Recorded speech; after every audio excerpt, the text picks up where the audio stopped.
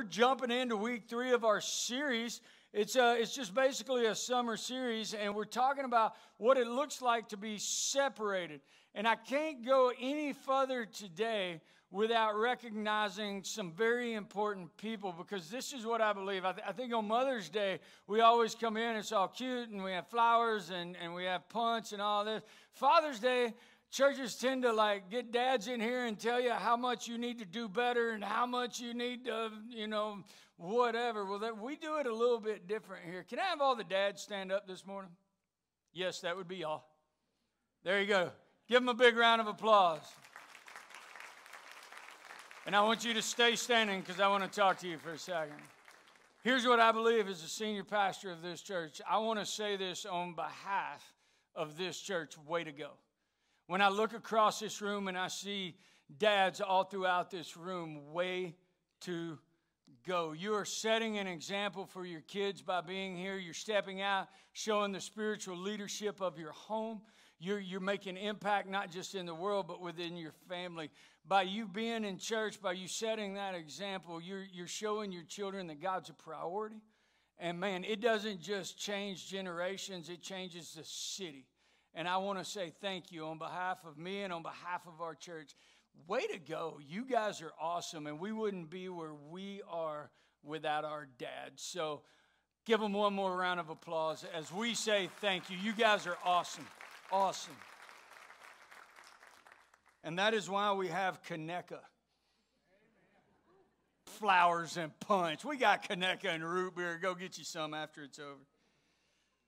Week 3, we're talking about purpose. What sets us apart as Christ followers? One of the things that set us apart is purpose. One of the things that set us apart is God has put you on this planet to do something big. God has put you on this planet to have impact. God has put you on this planet to move forward His kingdom. It reminds me of a story, and it's a guy and his wife. This guy got some really bad medical news, and they had asked him to come into the doctor's office with his wife, and so they went in, and as they're sitting there, he got a pretty bad report, and he told the guy, he said, I do think that it's curable. He said, but it's going to take some work, so if you don't mind, I'd like to have a quick conversation with just your wife alone. The guy was like, yeah, sure. And so the wife, stays, and the husband steps out, and the doctor looks at the wife, and he says, look, he's struggling with a bunch of stuff, but we believe it's curable, but there's going to be a few things that you have to do. One of those is his diet, is he needs to remain in a happy state, and so I need you to cook him whatever he asked in just the way that he asked to have it cooked. And she kind of looked at the doctor, and then he said, and the second thing is you need date night. 3 times a week, y'all need to go out. He gets to choose. Got to keep him in a happy state of mind. He can even choose what you are. You just need to do everything he says. And then the third thing is he needs to relax. So at home in the recliner, I've prescribed him a little bell. And whenever he needs something, he doesn't need to be up and down. So he's going to ring that bell, and I need you to come get him whatever he wants, and he watches whatever he wants. And basically when that bell rings, I need you to help him out. These 3 things will give him peace and relaxation, and it will help cure him.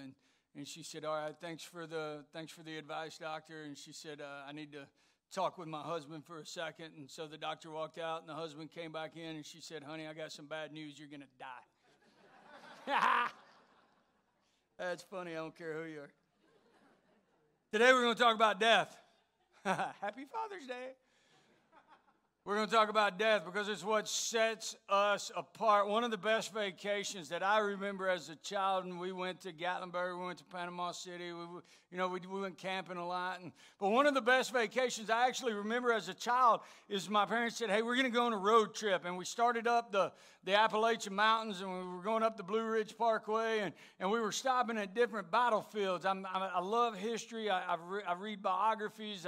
I love war history. I love Indian culture. And so we stopped at all of the battlefields and the Indian, ruins and all of that. And one of the things I enjoyed doing was cemetery, and I would see different names on the tombstones, and I would like to try to imagine who they were and what kind of life they lived. And then there was a chance in my life that I got to go to Arlington National Cemetery, and if you've never been there, it's just this awe-inspiring place, but it's filled with just tombstone after tombstone, and some of the born dates and some of the death dates are not that far apart, and some of them are really far apart. And one of the things I try to imagine, I wonder what their life was like. Tim Tebow made this statement. He said, when you die, there's going to be a tombstone. It's going to have your name. It's going to have the year that you're born, and it's going to have the day that you die. In between, there's going to be a dash. That dash is going to represent everything you did in life, both good and bad. That's how you're remembered. And then he asked the question, what do you want your dash to represent? What do you want your dash to represent? I love the movie over the D-Day Memorial and over Memorial Days. The movie Saving Private Ryan came out.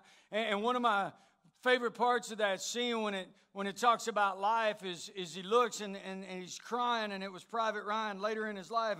And he looks at the tombstone of the captain, who was Tom Hanks, and he said, I just want to know that my life was worth it. Was I a good man? He wanted to know that his life was worth all of those that had sacrificed theirs. I think the dash, when you look at a tombstone, is the one thing that we don't pay attention to, because you look at the birthday, significant. You look at the end date, significant. And here's the truth of it. We all have a born day, and we're all going to have an end day. Guaranteed 100%, 1 out of 1, we're going to die. But what we don't pay a lot of attention to on that tombstone is that dash. That dash represents everything that you did in life. When you look at Ecclesiastes, there's a verse in there, and it talks about there's a time for everything, and it talks about all the different things. It's like there's a time to plant, there's a time to harvest. One says there's a time to kill, time to heal, destroy, rebuild. There's a time to cry. There's a time to laugh. There's a time to grieve. There's a time to dance. There's a time to find. There's even a time to lose. There's a time for keeping, a time for throwing away, hence the garage sale. There's a time to tear, and there's a time to repair. There's a time to be quiet. There's a time to speak up. There's even a time for war and peace. But the very first one is the one I want to look at today. At the very beginning of this passage, it says there is a time to be born and a time to die. Everyone is born, and everybody will die. The question is what are you going to do with the dash? What are you going to do? How are you going to set yourself apart as a Christ follower with the dash? I've titled my message, In the Dash. We're going to look at today what being a Christ follower, what being set apart looks like. What it looks different than those who aren't is that dash should look different. James 4:13 through 16. If you got your Bible, I use the NLT. It's in the New Testament towards the back. It says, look here, who you say, today or tomorrow we are going to a certain town and we'll stay there a year. We will do business there and we'll make a profit. How do you know what your life will be like tomorrow? Your life is like the morning fog. It's here a little while, then it's gone. What you ought to say is this: if the Lord wants us to, we will live and we will do this or that. Otherwise, you are boasting about your own pretentious plan, and all such boasting is evil. Far too often, if we ask most people who are above about the age of 25, you would say, you know what? Honestly, I don't even know what my purpose is. I'm just trying to exist. I'm just trying to get to tomorrow. I'm just trying to get through today. You would say this. You would say, my life looks like this. I wake up, I clock in, I clock out, I run some kids to practice, I get home, I do some chores, I go to bed, I do it all over again. Most of us, if we were honest, would say there was a point in our life when we had goals. There was a point in our life when we had hopes and we had dreams. And we would say, you know what, Pastor, if I even remembered what those are long since dormant or even dead. Most of us would say, you know, I just hope to arrive at death safely. I just hope that I can do some good things. And I just hope somebody remembers me when I'm gone. Psalm 39, 4 and 5 says this, Lord, remind me of how brief my time on earth will be. This is David talking to God. He says, remind me of how brief my life will be. Remind me that my days are numbered, how fleeting my life truly is. You have made my life no longer than the width of my hand. My entire lifetime is just a moment. My entire lifetime is just a moment to you at best. Each of us is but a breath. In the grand scheme of eternity, David's saying each of us, it's a mist, it's a fog, depending on what translation. He's like, life is just a breath to you. It is just such a fleeting moment. We're only here for a minute. My question is, what are you doing with the breath that you have? What are you doing with the breath that you have in the short time in the dash? What are you doing with the dash? Would you say this morning? Would you say that you're doing life with everything that you have? Would you say that, man, Pastor, I am going at life with everything I have, fear nothing. You know, I'm just rocking it out. Everything God gave me, I am using. I am impacting kingdom. I'm impacting those around me. Or would you say, my life's pretty dormant? Would you say my hopes and dreams, my dash, you know, it's kind of fading, actually. It's just kind of there. Doesn't really seem to have a lot of meaning. Would you say that you had a purpose? And I don't mean a cliche purpose. I don't mean the church purpose, you know, that we just sling out there. Would you be able to see this? Would you be able to say that, you know what, God put me here for a plan and a purpose, and I'm walking it out. I'm battling every day to find out what that is. I'm stepping out in God's calling. I'm going after God and the kingdom with everything I got. I'm going after those around me and presenting them with Christ, and I am fulfilling my God-given purpose. And I think if most of us were honest, we would say, yeah, probably not. And there's several reasons why that is. But I do believe that many of us, one of the questions I get often as a pastor is how do you discover your purpose? How do you find out your purpose? And then what do I do with it? What do I do with it? That's what I want to look at this morning is I want to talk about your purpose and how you walk out that purpose. If you got your notes, the first one is this: turn the when into now. Turn the when, W-H-E-N, turn the when into now. Psalm 118:24 says, this is the day that the Lord has made. I will rejoice and be glad in it. This is the day. Not tomorrow, not a week, not when I retire, not when I have kids. This is the day I will rejoice. I will give it everything I got. I will praise God for the breath that I have today. I don't know if you're anything like I am, but I feel like oftentimes I've spent almost my entire life just kind of wishing life away. Wishing life away is actually called the when and then syndrome. It's the when and then syndrome. It's a term that we don't realize we use a lot, but I hear so often when I talk to people about their purpose, I talk to people about their impact and calling, what I hear a lot of is when and then. It often starts when we're kids. You know what? A kid in elementary school will say something like this. You know what? When I turn 13 and I get out of elementary school, my life will have meaning. And then you get into middle school and it's like, you know what? When I turn 16 and I can drive and I can date, then my life will have meaning. Or when I turn 18 and I can get out from under this archaic roof with my parents who don't know anything. My life can have meaning when I can make my own decisions. Or when I get out of college.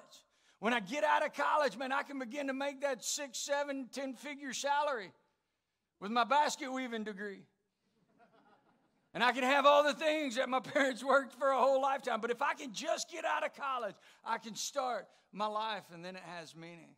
And then we turn into adults, and the when and then continues to go. If you're single, oftentimes it's like, you know what? When I get married, then I'll have purpose. Or when you're married, it's when I have kids, then I'll have purpose.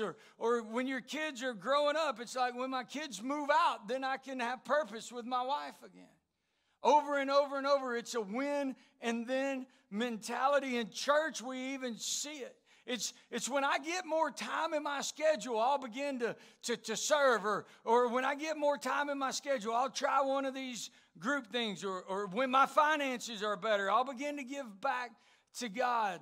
When I rest, when I get some time, I'll begin to make God a priority on a Sunday again. But you don't understand. I'm just so tired on Sunday. When and then. And my question this morning is, what when and then lie are you telling yourself? Because the truth of it is, when and then most of the time don't happen. You know what? When I get into college, my life will have purpose. And then what's the next stage? When I get married, my life will have purpose. And then there's another stage. And then there's another stage. And then there's always a then. One of the ways that you can get rid of that when and then mentality is to be fully engaged in today. Be fully engaged in today. The reason most of us don't fulfill our purpose, the reason most of us don't fulfill our dreams is because we continue to make excuses. It's when, or it's if, or one day I will. And we hide behind schedules. We hide behind finances. We hide behind religion. We hide behind lack of confidence. We hide behind value in our own abilities. What are we hiding, you may ask? The number one thing we're hiding is fear. We're afraid to step out in God's calling. We're afraid of that next stage in life. We're afraid of the unknown. Most people fear change. Most people fear risk. They fear God-sized dreams and purpose. And I'll be honest with you, if your dream doesn't scare you a little bit, it's probably not a God-sized dream. You see, here's the truth of it. There's always going to be a Red Sea. There's always going to be a wall of Jericho. There's always going to be a big stinking giant out there. There's always going to be storms. There's always going to be armies that come against you, people that come against you. There's always people who want to come and tell you as you step out in your purpose that you're not good enough or you're not qualified enough. You're always going to have that. God-sized dreams don't fit in a system. God-sized dreams don't fit in a box. God-sized dreams don't fit in a religion. God-sized dreams will scare you. God-sized dreams will often make no sense. Think about this. Hey, why don't you come out and walk on water? Well, that makes no sense. Unless you're Peter and you stepped out into a calling from Jesus himself and you got to experience a miracle from the Almighty God. Can I tell you something that doesn't make sense? Hey, I want you to lead my people out of Egypt, and then I've got an army coming after you, and there's a huge sea that you can't cross. God, you brought us here to get slaughtered. It makes no sense until he parts a Red Sea. March around a city wall a few times and play some trumpet. Well, that makes no sense until the wall crashes down. Only go into battle with 300 and not my full army. It makes no sense. God-sized dreams make no sense, but the question isn't will he? The question is, do you believe he will? Because he has shown himself faithful all throughout your life. Through every storm you've had, he's been there. Through every storm you've had, if you're here today, he's brought you out of that. It's not a question of if he will, it's a question of do you believe he will?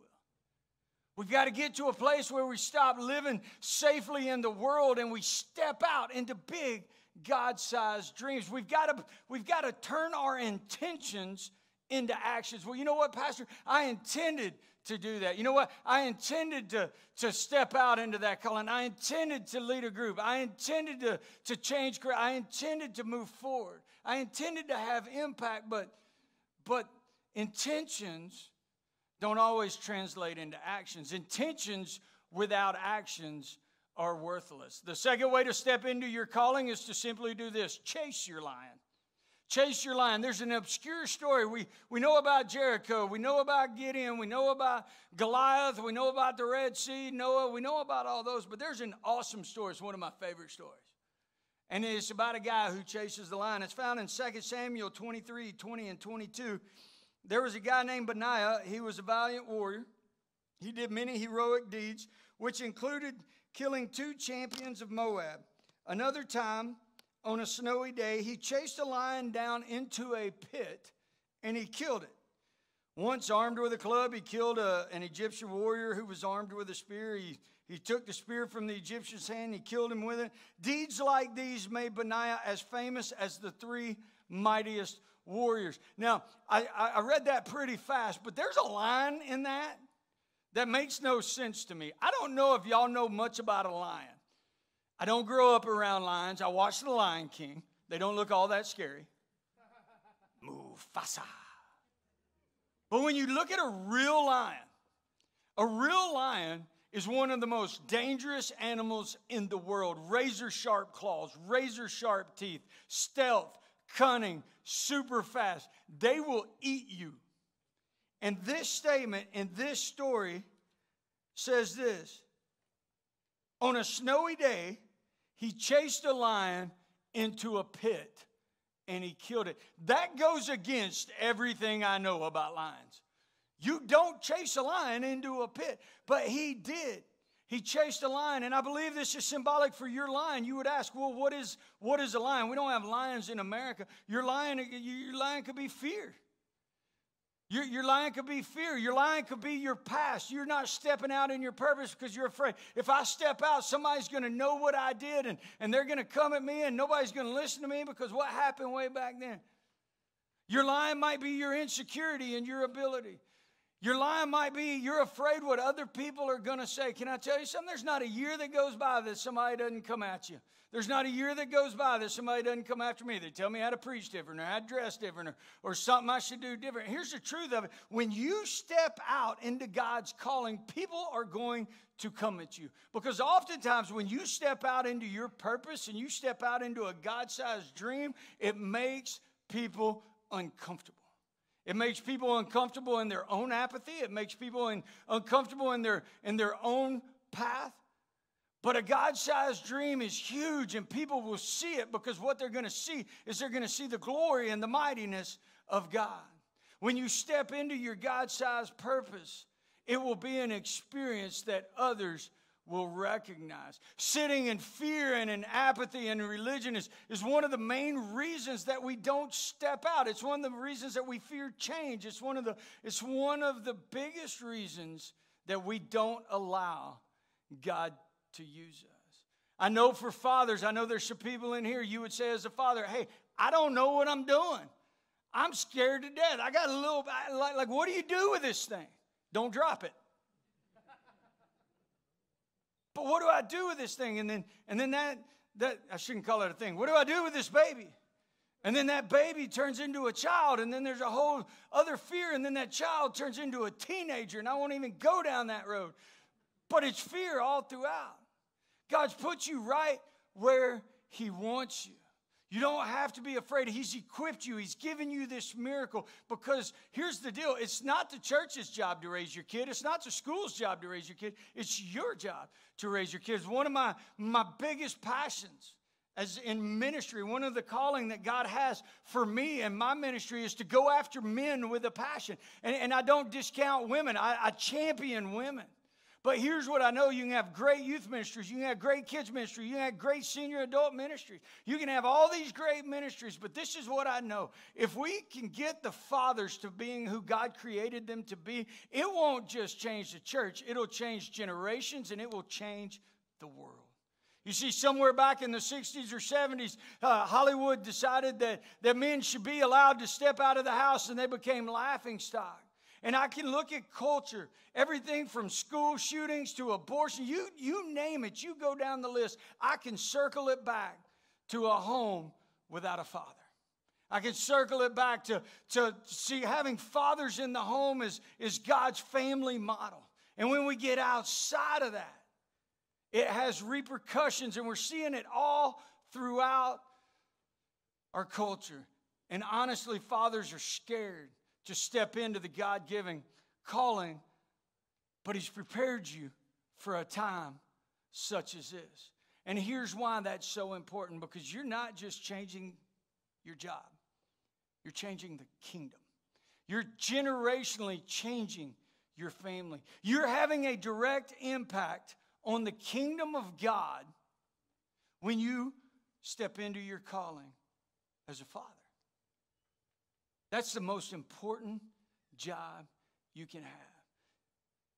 Whether you're a father or a mother, or you're going to be a father or a mother, whether you're a teenager, whether you're a child sitting in here, The most important thing that you can do to step out in your purpose is this. It's live for eternity.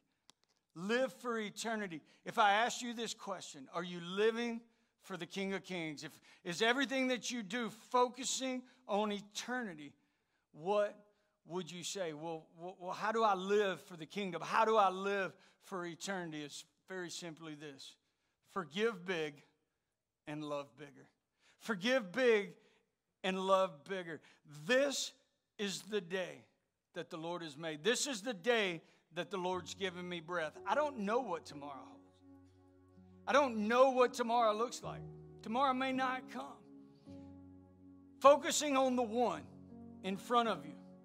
Focusing on the one day, that's today. Focusing on the one who's in front of you, whether that's a son or a daughter or a spouse or a friend or a coworker. Focusing on the one. You see, Mark 12:28 says this. One of the teachers asked Jesus, he said, hey, he's trying to trap him. He goes, hey, what's the most important commandment? Jesus said, the most important commandment is this. The Lord our God is the one and only Lord, and you must love the Lord your God with all your heart, with your soul, with all your mind, and with all your strength. He didn't say, hey, give God some of it. He didn't say, give God if your schedule allows it. He didn't say, give God, hey, if you got time at the end of the day. He said, love with everything you got God. Love with everything you got the one who gave his life for you. With all your heart, not part of your heart. Not when it's going bad, God save me, but love him with everything you got. God, this is the day. You gave me breath. You gave me my family. You gave me my job. God, I love you. Thank you. Thank you. Love the Lord your God. And then he said the second thing is this. Love your neighbor as yourself. And that's the forgiveness part. Who's your neighbor? It's the person sitting beside you right now. It's the person in your neighborhood. It's the person at your school. It's the person at your job. It's the person that looks different than you. It's the person who dresses different than you. It's the person who's never been in church, but they walked in today. It's the person who's been in church for 50 years. It's the person who has a different skin color than you. It's the person who speaks a different language than you. It's the person who lives on the different side of a border than you. He said, love the Lord your God with all you got. And he said, love your neighbor as yourself. And here's what I know. The only way you can step into true love and true calling is to eventually get to a place where you can truly forgive. I know on a day like Father's Day, there's some of you sitting in here, and you would say, there's a lot of hurt that surrounds that. You go into Kairos, you go into the prison ministry, one of the things that you hear a lot about mothers. And the stuff you hear about fathers is often painful. Again, way to go, dads in here. But this is what I know. Some of you need to forgive. Some of you are bound in life. You can't move forward in the purpose and the calling God has for you because there's somebody in your life that you haven't forgiven. Maybe it's a dad. Maybe it's a mom. Maybe it's a relative. Maybe it's a coworker. Maybe it's a friend. Whoever it is, you can't move forward until you forgive big. Here's my question today. If you knew today was it, if you knew today was the last day, if you said today my dash finishes and tomorrow the next date on my tombstone is going to be there, what would you do with it? Who would you call? Who would you call? Who would you say I love you to? Who would you hug? Who would you forgive? And then here's my follow-up question. If you knew today was it, if today was the end of your dash, if you knew tomorrow you were going to stand in front of God, what would you do before you get there? What conversation would you have with Him? You see, I grew up in a pretty deep South Baptist church, and the preacher used to stand up and he said, hey, you know what, if today was it and you knew there wasn't going to be a tomorrow and you walked out that door and got hit by a bus, what would you do? Well, I wouldn't go out that door. But there's a little bit of a fear tactic, and I get it, but there's truth behind it. If you knew you were going to stand in front of the Father tomorrow, and see, the Bible says every knee will bow, every tongue will confess that Jesus Christ is Lord. And here's the thing. Once the dash finishes, there's not a second chance up. What would you get right today? I want to ask you a question. If you accepted Jesus Christ as your Lord and Savior, we're getting ready to go into baptism, and those who are going to get baptized, you can go ahead and make your way. But here's my question. What would you get right with God? What would you get right? What's holding you back from a relationship with God? What would you say to Him? Let this be the day that the dash doesn't end in this world, but it continues in eternity. Let this be the day that you don't have to worry about tomorrow. You don't have to worry about walking out that door. You don't have to worry about the other side of the tombstone. Because all that love, all that forgiveness, all those people, you get to be with them again. But most importantly, you get to be with the Father who loved you so much that He sent His only Son. For some of you, you may need to forgive yourself. Maybe there's something in your past that you need to lay it down. He said, I forgave it. I forgave it on a cross. Don't let another day go by that you can't fulfill the purpose of your dash because you're held back in the past. Let today be the day. Love big, forgive bigger, and live for the kingdom. Bow your head. God, this morning, I pray there's people sitting in here this morning that they can't step out in their purpose and calling because something's holding them back. God, for some, they haven't accepted you. God, they don't need a preacher to accept you. God, your word says if you confess with your mouth, believe in your heart, your Son was raised from the dead, you will be saved. God, I pray this morning right where they're at, God, that they just open their hands, symbolically grabbing yours, saying, Jesus, today I choose you. Let today be the day that I begin to walk in your purpose, your calling, your mission for my life. Let today be the day that I step into this spiritual life that you've called me to live. God, if there's a dad in here who doesn't know you, let today be the day that he begins the first step in becoming the spiritual head of his house. That he doesn't just change his eternity, but he begins to change the eternity of generations. God, I pray if there's somebody in here today that they've got something in the past that they think you can't forgive, that God, you just speak to them. It's already forgiven. God, don't let them be bound anymore. God, the altar's open. God, I pray that if there's couples in here who are struggling and you're not in the center of it, that God, they can come to the altar and lay it at your feet. God, if there's children that are far from you, that they can come and they can lay their children at your feet. That God, that if they're past, they can lay it at your feet. God, let today be a day of freedom. Chains broken. God, your Son set us free. Through His blood, we are free indeed.